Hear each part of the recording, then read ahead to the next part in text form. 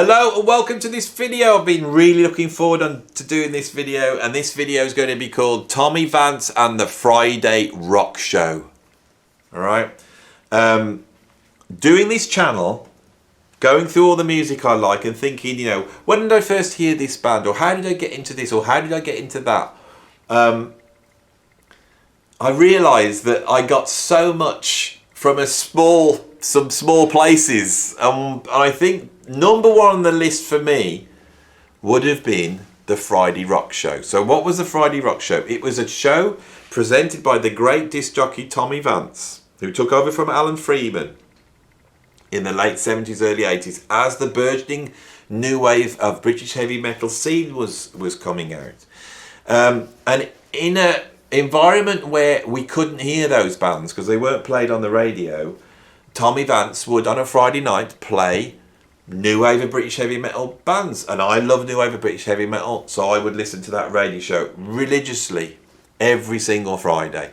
My headphones on, and that incredible theme music would start up, which is Take It Off the Top by the Dixie Dregs. Right, I've just done a video on bands I never mention on my site, and I've mentioned the Dixie Dregs, so I never give them a mention, but I'm talking about them now. Probably the first jazz fusion I ever heard, really, if I think about it. I just wasn't aware it was jazz fusion, but the first jazz fusion I probably ever heard was the Dixie Dregs, opening up this incredible show where I would take all my Angel Witch and Diamond Head and Samson and Tigers of Pantang and Venom, and Raven and Tank, all these incredible bands that I was into at that time were being featured by those incredible deep, Tommy Vance tones. Absolutely incredible. And I'm sure this video is not going to get that many views, but the people who are watching, I'm sure the ones who clicked on it, we're all a similar age and we all know what we're talking about, right? Now, before I get on with it, I've got to tell you a story. One of the bands I first heard on that channel was the great Led Zeppelin. We're going to get onto that in a minute. I think the first time I heard Led Zeppelin was actually, that was played by Paul Gambaccini, another great DJ. He in the early 80s, he did a little sort of documentaries on Radio 1, I think it was, where he covered a number of different bands, and I listened to the one on Eric Clapton, I listened to the one on Santana, I think it was called Guitar Heroes actually, and I listened to the one on Jimmy Page, and that could have been the first time I heard Led Zeppelin, but Tommy Vance would play a lot of Led Zeppelin on that. And I was a huge Led Zeppelin fan by the time I was 13, 14. And my life went a certain way, and it's always a really strange mystery to me that, a few years later, I ended up being the drummer for Robert Plant, doing over 100 gigs with him, touring all over the world with him, and I was with him for 2 years as his main drummer. It's not just this little session thing I did. I was Robert Plant's main drummer. I was right in the heart of that story of Robert Plant. And, Robert is part of this mythical world that I first came to when I listened to Tommy Vance Friday Rock Show. I can remember sat backstage at some gig with Robert before waiting to go on, and some guy walked up, I didn't see him, and he asked us if he could have some of the food off our rider. Could he grab a couple of things to eat? And straight away, the hair stood on the back of the neck, I heard the dulcet tones of Tommy Vance. And I was like, yeah, sure, help yourself. I really wish I'd said, Tommy, it's Tommy Vance. I wouldn't be here if it wasn't for you. Tommy Vance, he died relatively young. It's a shame he's not around. His legacy is so important. His legacy is in this show. Now, what I want to talk about here is a couple of things. It was a part of that legacy. Of course, we got to hear loads of new age of British heavy metal, but on this show, he would feature other music in between the tracks. They were the talky bits, or they would introduce certain sections. Right, the opening sort of theme was Take It Off the Top by the Dixie Dregs. The Dixie Dregs were a sort of a late 70s jazz fusion band, which had a, like I've said elsewhere, they were somewhere between the Allman Brothers and the Mahavishnu Orchestra. And on certain tracks, there was some great rock riffing. I think Tommy Vance, we know he was a fan of jazz fusion, you can tell that.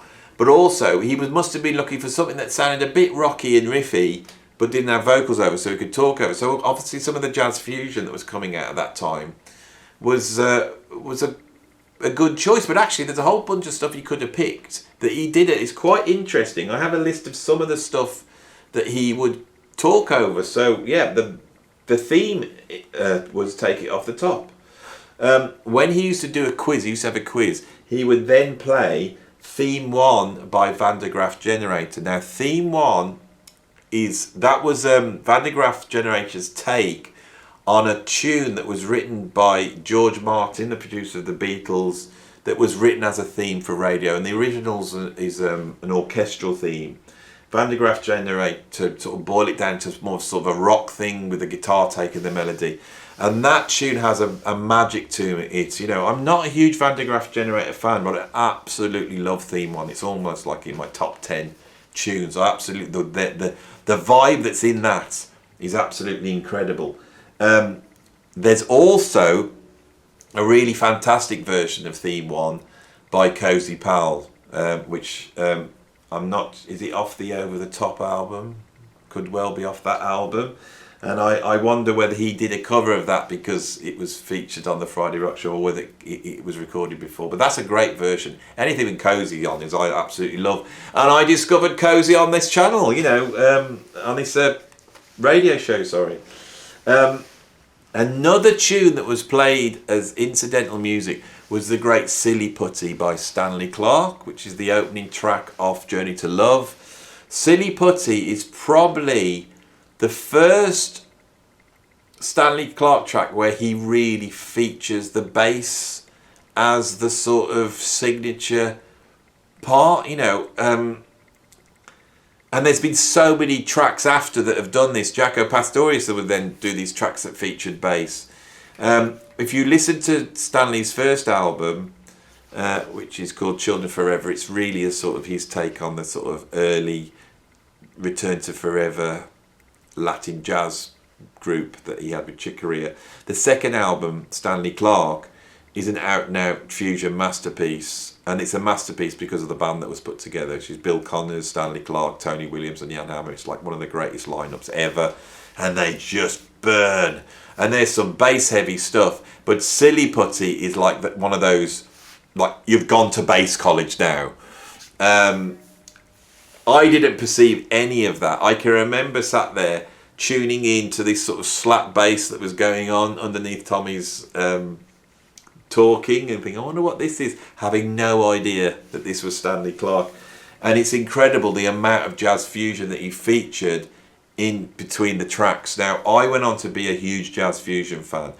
I can only surmise that this was a huge influence on me. These tracks would have been a huge influence on me. When I think back to the Friday Rock Show, there's certain tracks I can remember hearing for the first time, and I'm going to talk about them. But it was overwhelmingly the thing I remember, probably because I was hearing them every single week, was the stuff that was going on in between. He used to play The Stumble by John Mayall and the Blues Breakers, which is, it's off the album A Hard Road, which is, probably the first time I ever heard the Blues Breakers. They weren't a band on my radar. This, of course, is a seminal band in the creation of rock music. What Eric Clapton did on those early Blues Breakers was groundbreaking. He didn't do much more after that, but that was groundbreaking, wasn't it? 12 Bars from Mars by Lenny White. Right, I'm a massive Lenny White fan.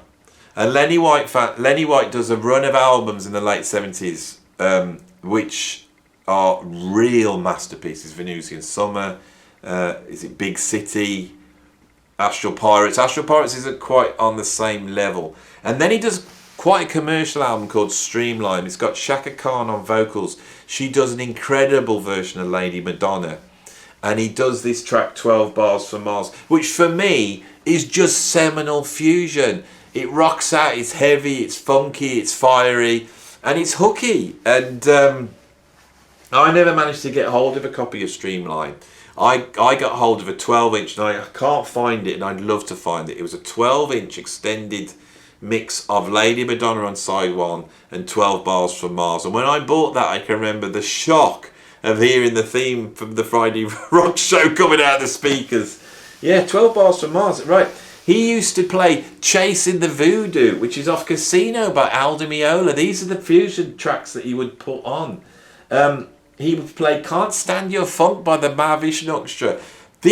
I'm not aware of this, because Can't Stand Your Funk is not seminal Mavish. It's not that dark, swirling, polyrhythmical thing they do. It's a really tight, sort of broken down James Brown sort of guitar thing. So as much as I could have that experience of hearing one word for the first time and buying Birds of Fire and putting that on and looking at the speaker going, what have I discovered? That possibly, I mean, I'm pretty 100% sure, wasn't actually the first time that I heard the Mavish Orchestra. The first time I heard Mavish Orchestra would have been Can't Stand Your Funk on an interlude on the Friday Rock Show.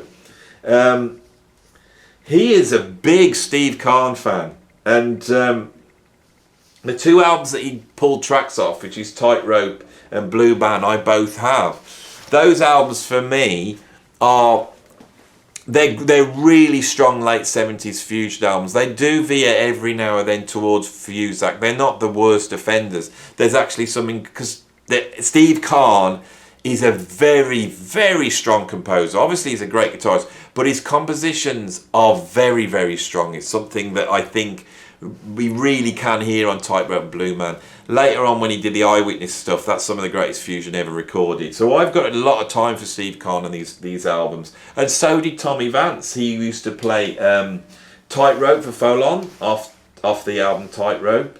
He would play the big ones off Tightrope, and he would play some Downtime off the Blue Man. I went out and checked these out again, and all of these have some signature biting guitar parts to it. I think that's what Tommy was looking for, something that was a little bit riffy, a little bit guitar orientated, but was maybe a little bit down, and obviously instrumental, so he could talk over the top.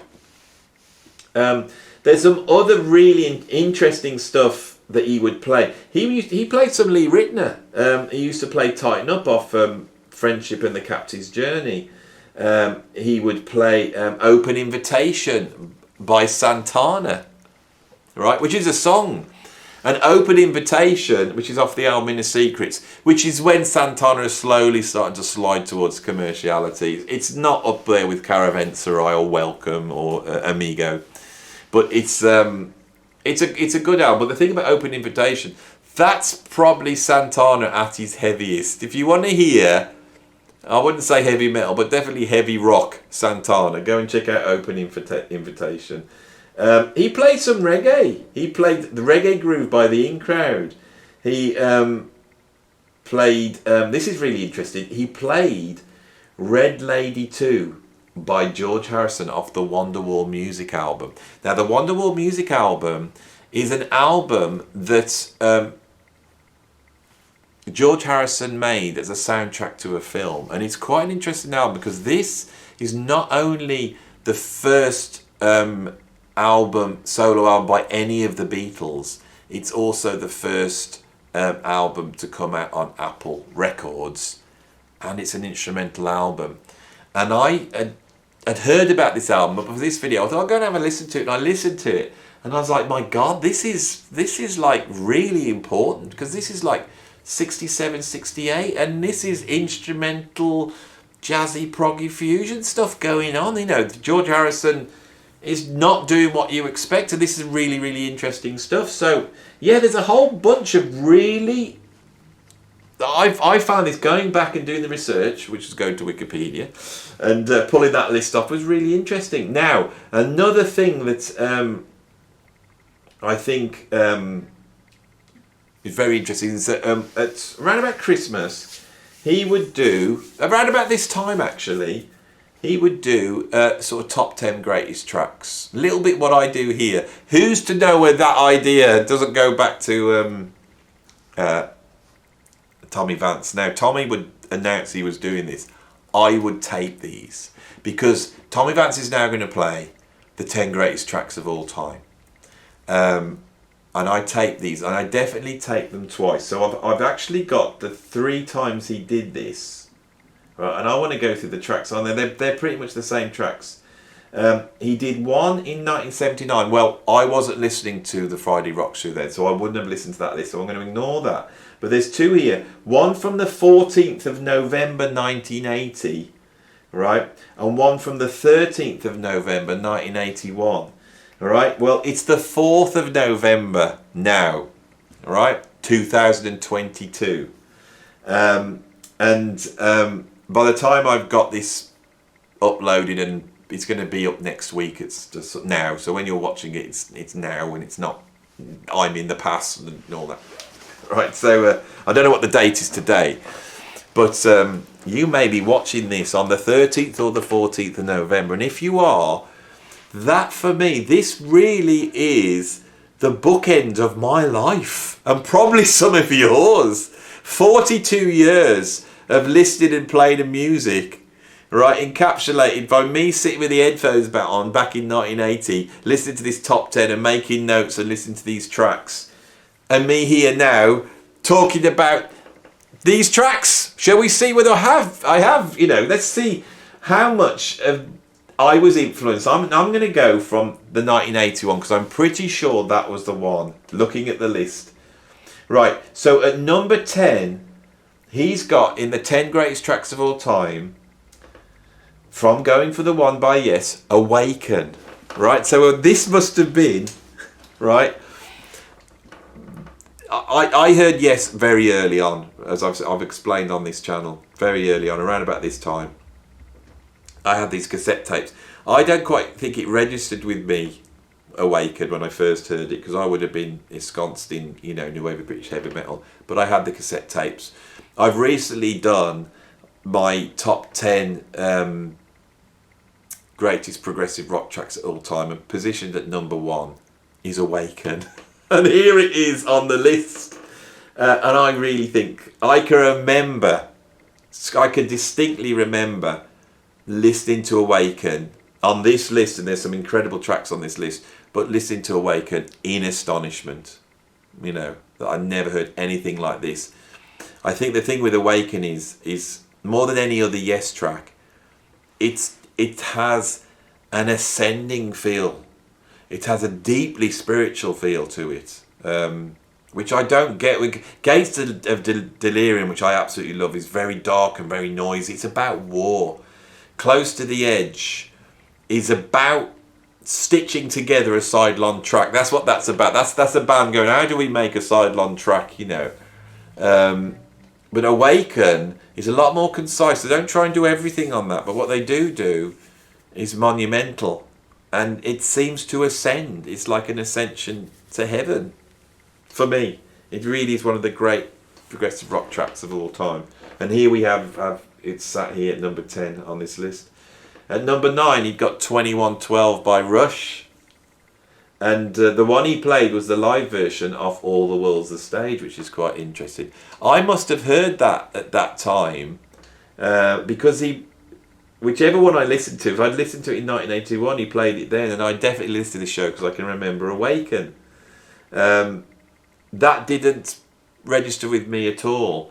Around about 1981, I got Moving Pictures by Rush. I was totally aware who Rush were, so I must have clocked onto Rush through listening to that. But that didn't do it for me. It was Moving Pictures that did it for me.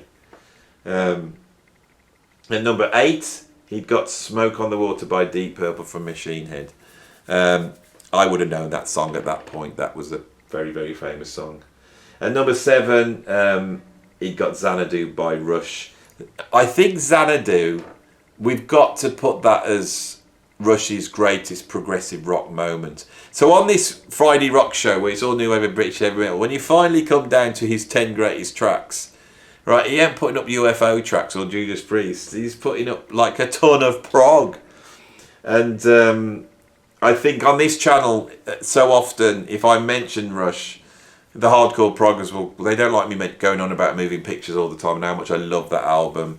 They want me to champion Farewell to Kings, which is without doubt their sort of progressive rock peak. I don't think they quite get that album. I think that's a knowing last hurrah for progressive rock. I think if you look at the cover and the title of the album, it's quite obvious that they're ready to move on, you know. And there's a proto-punk element to Cygnus X1. But early on with Xanadu, I think they deliver perhaps their greatest, most concise, epic. Xanadu is monumental. Way better than 2112 for me. Number 6, he's got Stargazer by Rainbow from Rainbow Rising. I would have known that already. I got Rainbow Rising very early on. It's one of my favourite rock albums of all time. The whole album's incredible, but Stargazer is equally incredible, from that insane, you know, Cozy Powell drum fill at the beginning, which I learnt note for note, through to the sort of the story of a wizard with an ego. You know, the wizard with an ego. What do his egos do? And, you know, that sort of feeling of bated breath when I first listened to it, of hearing the wizard climbing up, and the music is expressing that climb up, that which is the pride before the literal fall, and he comes crashing down to the ground, and the way that is played out with this incredible rock band, Ronnie James Dio's incredible vocal, and the Munich Philharmonic Orchestra, or whatever it is, churning away in the background, which is one of the greatest integrations of an orchestra and a rock band ever. Deep Purple never pulled it off with that album. You know, they didn't know how to do it. Mahavishnu Orchestra, Apocalypse, they tried their best to do it, and there's moments when they do it. You listen to Stargazer by Rainbow, and it's nailed. You can't take one away from the other. The track would fall. It's a pure integration of the two. Why do we not champion in this music? Why do the critics not turn around and go, this is a work of genius? What that band does on Rainbow Rising, on Stargazer, is paint pictures in your mind which are so incredible. I can see the wizard. I can see him climbing up. I can see Ronnie James Dio as part of this sort of Egyptian chain gang that's been built in this sort of Tower of Babel, which is now going to throw himself off because he believes he can fly this sort of King Canute way. And all of that is written into the music, you know. Yeah, it's great to write songs about, you know, riding around in cars and pulling girls, or taking drugs and all that type of thing. So often that is as far as the music, you know, that the critics love. They won't go there with this. They don't get it. I think Rainbow, these are just the greatest songs ever. And then we move on to number 5. Shine On You Crazy Diamond by Pink Floyd from Wish You Were Here. Yeah, I used to go around to my friend's house. So many of my friends were big Pink Floyd fans, and they would play me this. And those 4 guitar notes would come in with a delay, and then they'd come in again. I never quite got it, you know. I always feel that Wish You Were Here. Dark Side of the Moon's a masterpiece. I absolutely love Dark Side of the Moon. That's a trippy, you know, it's like entering into some, you know, it's like entering into Roger Waters' mind, and all the bleak blackness, the truth of death, you know, of madness, of consumerism. All that is on that album. It's incredible. I don't enter into that. They shouldn't do it. They shouldn't redo Dark Side of the Moon. They shouldn't. It's a very beautiful album. In a way, it's perfect. It is definitely perfect. It's just a little bit dull for me. I can't quite get it. And this really proves, because I would have heard that back, 42 years ago, and it made no impression on me whatsoever. Right? But the next one did. Child in Time by Deep Purple, off Deep Purple in Rock. Right? Deep Purple are one of my favourite bands. I absolutely love Deep Purple. I've talked about Deep Purple elsewhere on these videos. I'm going to talk about them again. I think, in terms of the studio albums, my favourite album is Deep Purple in rock, and that's on another level to all the other studio albums. The next one after that is Come Taste the Band. Sorry, Deep Purple. That's because it's got Tommy Bolin on, and it's funky, and it's got nothing to do with what they do on Deep Purple in rock. Fireball's great. Really love Fireball. I love the introduction of Fireball when that lift shaft starts up, and Ian Pace kicks in with double bass drums. Yes, double bass drums. Machine Head. That's a bit.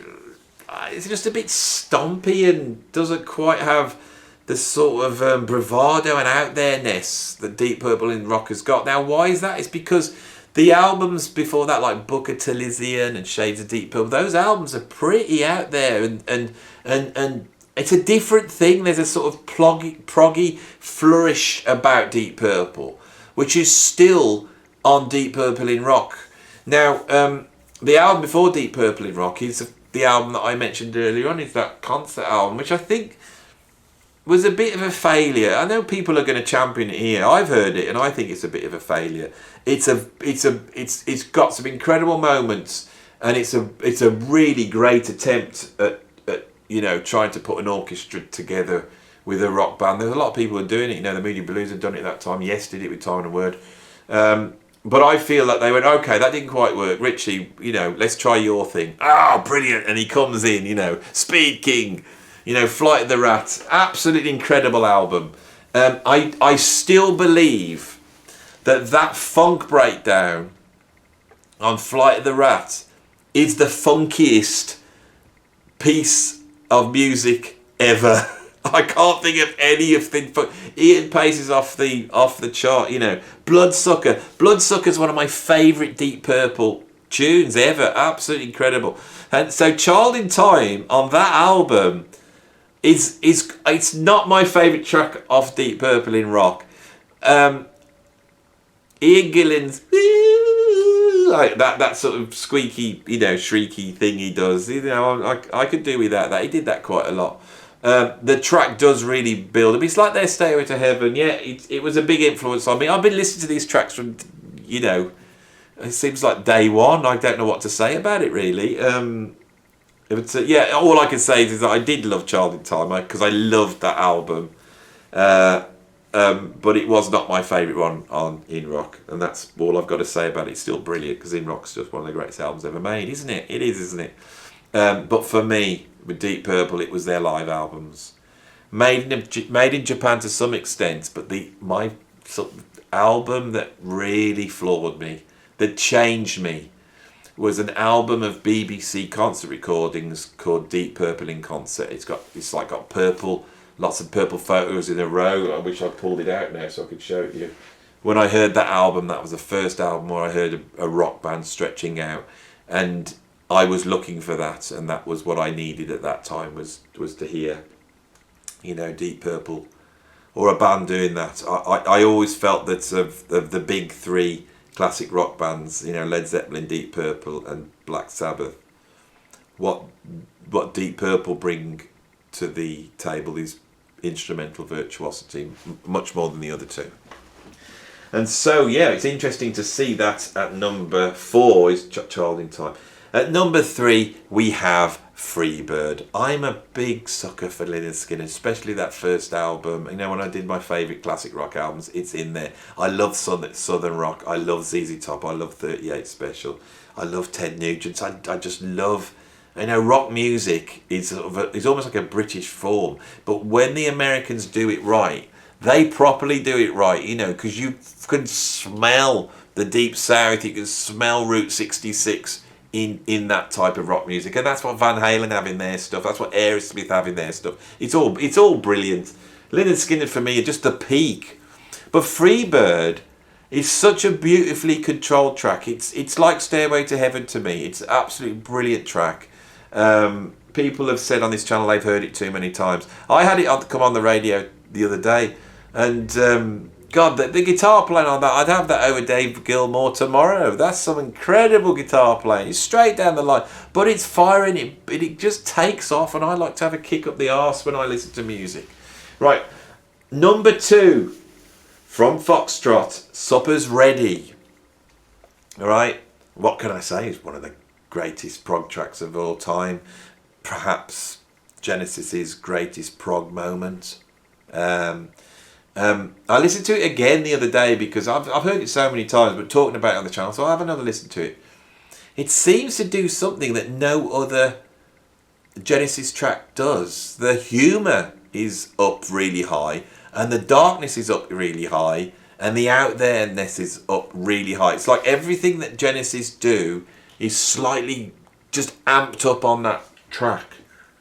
And I love how small and English it starts, and how big and dark it is by Apocalypse in 9/8. Incredible tune, you know, without a doubt. I feel that Foxtrot, coming back for this channel, I can never decide what is the best Genesis album. I keep changing my mind. And Foxtrot, there's a knee-jerk reaction where I want to go, Foxtrot is the best Genesis album. But it's the best Genesis album because it's got Suppers Ready. And going back and listening to it again, I just think side one is nowhere near as strong as Suppers Ready. Selling England by the Pound is a much stronger album across the board. But there's nothing I really like on that album as much as Suppers Ready. Suppers Ready trumps all that. The Genesis sound is at its most strongest and potent on Nursery Crime, which I think is my favourite Genesis album. And then Lamb Lies Down on Broadway is a completely different thing. It's like another world. That album meanders for me a little bit. But I think, you know, Hovering Like a Fly, Waiting for the Windshield on the Freeway might well be Genesis' greatest moment. Especially when the fly's hovering. I think that's possibly their greatest moment.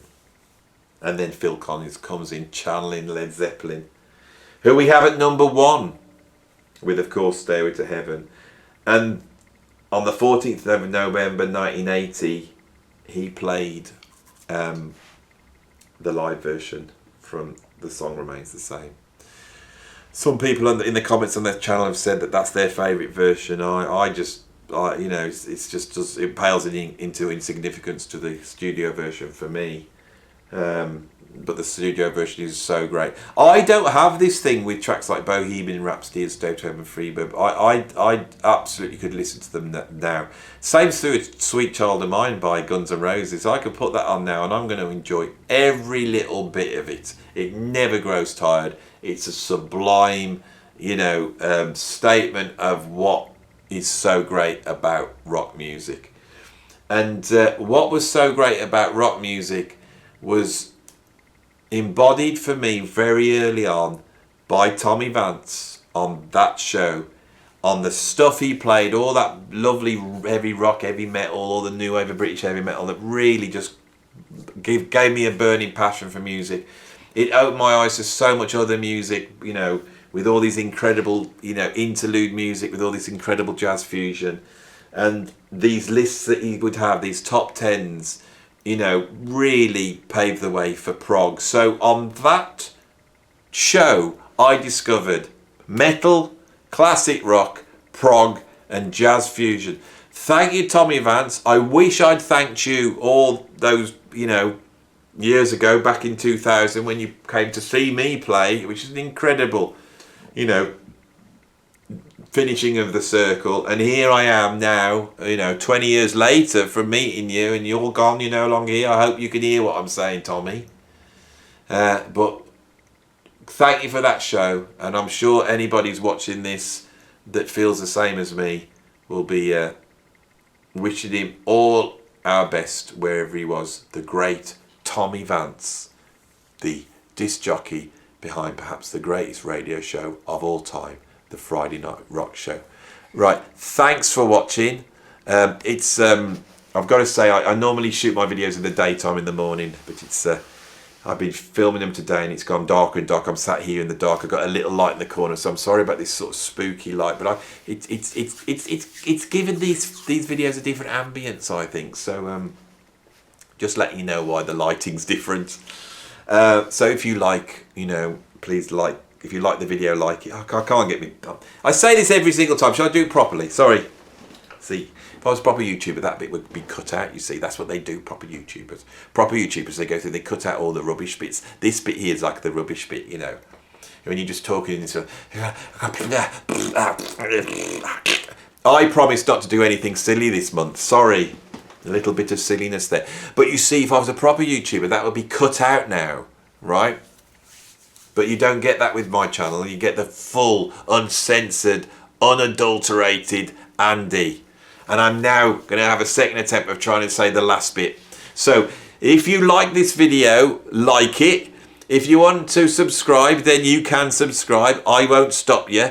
If you want to hear more about these videos and be notified, then you can notify by pressing the notification bell. And if you want to support me with money, then you can click on the link below and go to my Patreon, where there's loads more content and loads more other stuff, and that will support me in doing this, which is brilliant because I like being supported in doing this. So you knew all that, didn't you? Why do YouTubers have to say it? At least I say it at the end. At least I don't say it at the beginning every single time. So you have to go and try and forward past that and get bored. I am thinking of you. I'm thinking of you, you know. Anyway, see you all. Bye-bye.